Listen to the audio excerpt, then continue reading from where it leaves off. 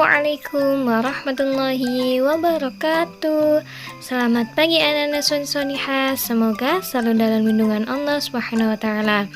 Hari ini kita masih membahas tentang puasa Ramadan. Sekarang kita akan membahas tentang hal-hal yang memperbolehkan seorang muslim atau mukallaf tidak berpuasa. Yang kedua ialah cara menggantinya. Cara mengganti, kan ada orang-orang yang boleh nggak puasa. Nah, itu cara mengganti puasa Ramadannya bagaimana? Kemudian amalan-amalan sunnah yang dikerjakan pada bulan Ramadan. Kemudian hikmah dari puasa Ramadan. Pengertian dari puasa Ramadan, kalau menurut bahasa Ramadan artinya membakar. Kalau puasa menurut bahasa yakni menahan. Kalau menurut istilah ialah puasa yang dilakukan pada bulan Ramadan. Oke. Kemudian apa beberapa cara yang menentukan awal dan akhir bulan Ramadan bagaimana? Yang pertama yakni ru'yatul hilal atau melihat bulan. Kemudian yang kedua yakni istikmal. Jadi menyempurnakan bulan Sya'ban maupun Ramadan. Kemudian yang ketiga yakni hisab atau perhitungan. Oke, pintar. Sekarang kita akan bahas hal-hal atau orang muslim yang boleh tidak berpuasa Ramadan. Kenapa sih kok ada membahas itu? Karena hukumnya puasa Ramadan adalah wajib atau fardu ain bagi setiap orang Islam yang mukallaf, yakni yang balik dan sudah berakal sehat atau balik dan berakal sehat. Oke. Bukan mu'alaf loh ya. Kalau mu'alaf itu baru masuk Islam. Kalau mukallaf itu orang Islam yang balik dan berakal sehat. Oke. Siapakah saja yang boleh tidak berpuasa? Yang pertama adalah orang yang sedang sakit. Kenapa orang yang sedang sakit? Orang tersebut nggak semua aku pusing nggak apa-apa nggak puasa, nggak boleh. Tapi orang yang sakit itu kalau tidak mampu berpuasa atau mampu tapi dikhawatirkan akan bertambah parah penyakitnya, maka itu boleh tidak berpuasa Ramadan. Yang kedua ialah orang yang dalam perjalanan jauh. Maksudnya itu perjalanan jauh itu perjalanan jauh yang ditempuh seperti orang diperbolehkan mengqashar sholat. Nah, jadi tidak untuk maksiat lebih dari 80 kilo. Nah, itu boleh kita tidak berpuasa. Yang ketiga ialah orang tua yang sudah sangat lemah dan tidak mampu berpuasa. Jadi ada orang yang sudah tua sekali, nah dia itu sudah lemah dan tidak mampu untuk berpuasa, maka boleh tidak melakukan puasa Ramadan. Kemudian ialah wanita yang hamil dan menyusui. Kenapa? Takutnya dia khawatir terhadap anaknya maupun dirinya sendiri, maka dia boleh tidak berpuasa. Yang terakhir adalah wanita yang haid dan nifas. Yang haid itu wanita yang sudah balik, biasanya kan ditandai dengan haid, keluarnya darah, itu namanya orang yang haid atau udzur. Kemudian nifas itu orang yang biasanya selesai melahirkan, itu namanya wanita yang nifas. Oke.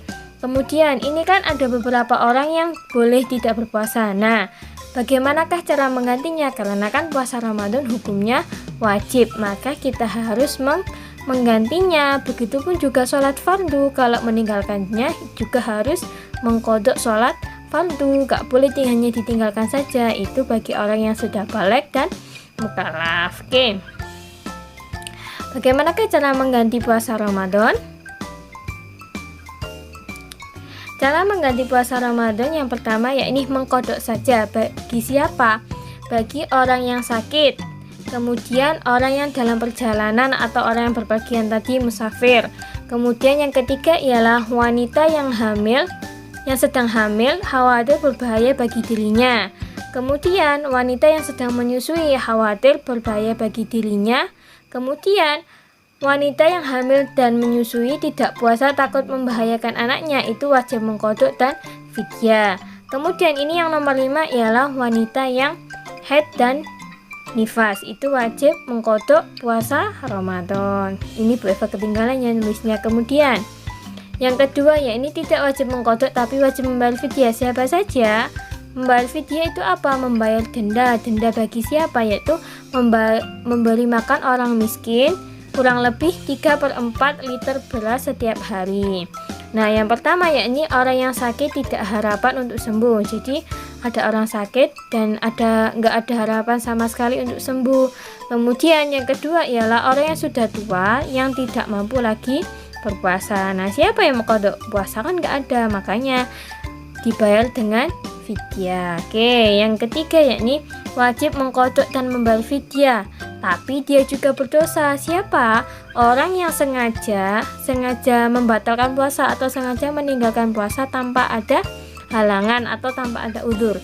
Aduh, aku lupa, aku tak batal puasa. Nah, itu harus mengganti dengan membayar fidyah dan mengganti puasa. Jadi bayarnya 2, bukan 1 tapi 2.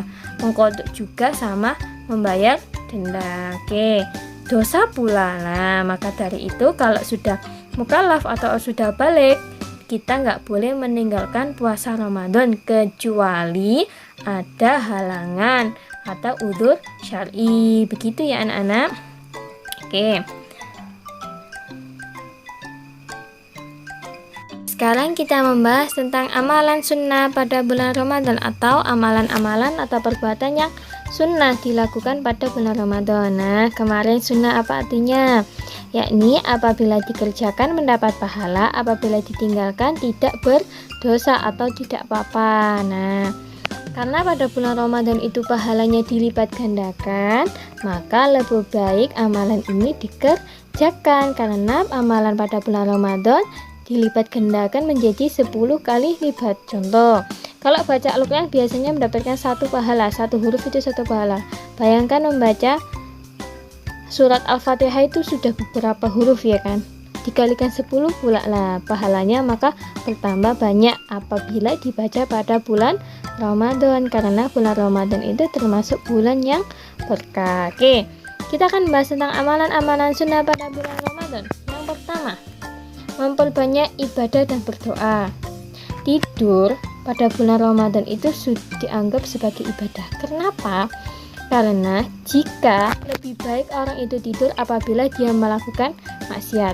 Oleh karena itu diperbolehkan atau orang tidur pada orang tidurnya orang puasa itu adalah mendapatkan pahala. Oke, kemudian memperbanyak berdoa karena pada bulan Ramadan itu adalah bulan penuh berkah. Yang kedua, bersedekah. Kita pada bulan Ramadan disunahkan untuk bersedekah karena pada bulan ini pahalanya dilipat gandakan oleh Allah Subhanahu wa taala. Yang ketiga ialah sholat tarawih dan witir. Nah, ini tuh adalah termasuk amalan sunnah pada bulan Ramadan.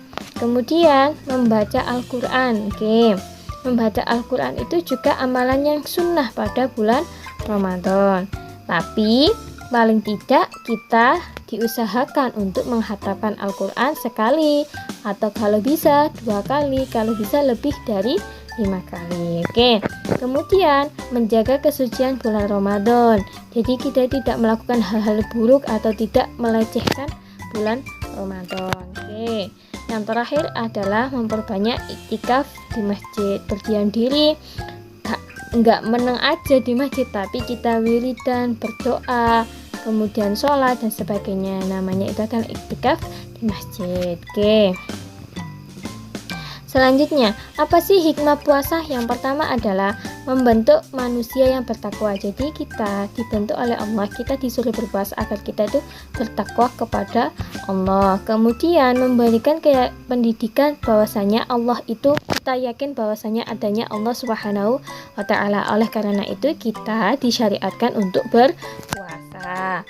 Kemudian menjadi benteng dari tipu daya setan. Orang yang berpuasa, tahu nggak, ada yang bilang kalau puasa Ramadan atau pada bulan Ramadan itu setan itu dikerangkeng lah. Selain itu juga menahan nafsu kita, karena yang membuat nafsu itu yang membuat atau yang membakar dari setan itu mau. Jadi dia itu kayak kamu punya hawa nafsu, tapi kan kalau puasa kan hawa nafsunya ditahan, jadi setan itu mau bujuk itu nggak bisa. Kemudian membina sikap disiplin dan jujur, maksudnya disiplin itu bangun sahur, buka puasanya ya sudah maghrib, itu kita harus berbuka puasa.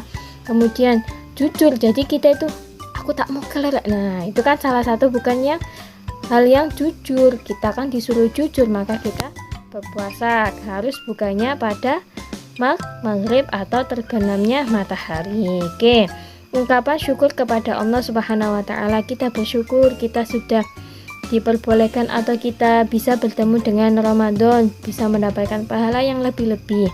Kemudian disediakan surga bagi orang yang berpuasa.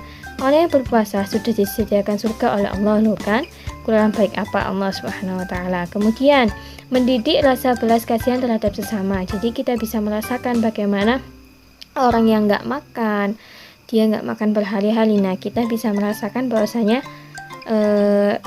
perasaan atau rasa orang yang nggak makan itu bagaimana. Oke.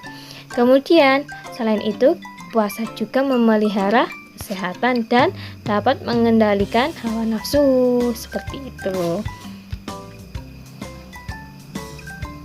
Selanjutnya kita membahas tentang keutamaan bulan Ramadan. Keutamaan bulan Ramadan adalah bulan di mana diturunkannya Al-Quran. Nah, pada bulan Ramadan itu ada hari di mana Al-Quran itu diturunkan. Pada tanggal berapa? Tanggal 17 Ramadan.